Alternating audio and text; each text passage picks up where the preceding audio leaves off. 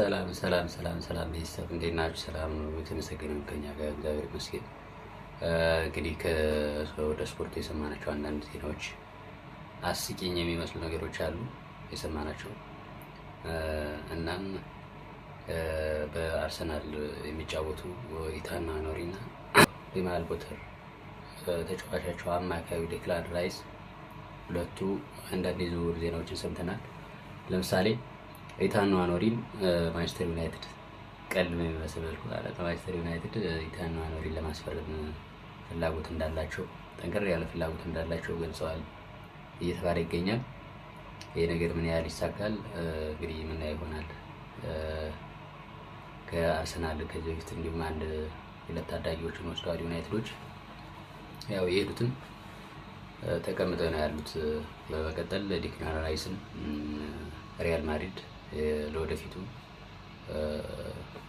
ለማስፈረም ፍላጎት እንዳላቸው እየተናገሩ ይገኛል።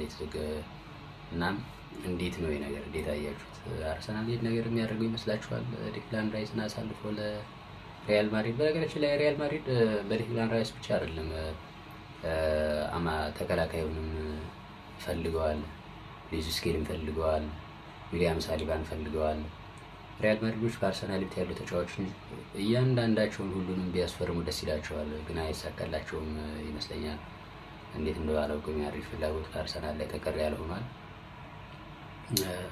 ያው አሁን ሀሳባቸው ዴክላን ራይስን ለማስፈረም ፍላጎት ያደረባቸው አርሰናል በዚህ ዓመት ዋንጫ ወይ የፕሪሚየር ሊግ ዋንጫ ወይ ሻምፒዮንስ ሊግ ዋንጫ ብቻ ዋንጫዎችን የማያነሳ ከሆነ ዴክላን ራይስ ወደ ሪያል ማድሪድ የመምጣት እድሉ ሰፊ ነው ብላ ያምናሉ። በእነሱ እይታ ነው የሚመስለኝ። ይህን እንግዲህ ምን ያህል ዴክላን ራይስ ወደዛ የመሄድ ፍላጎት ይኖራል የሚለውን አናውቅም፣ አብረን የምናየው ይሆናል። አንድሪያ ቤርታ ግን ይህን ነገር እንደው እንዲሁ እንደ ቀልድ ያዩታል ብዬ አልገምትም። ካስፈለጋቸው እንደውም ከሪያል ማድሪድ የሆነ ተጫዋች የሚያስኮብልሉ ነው የሚመስለኝ። ራሱ እንኳን ዴክላን ራይስን አሳልፈው ለሪያል ማድሪድ የሰጡና ማለት ነው።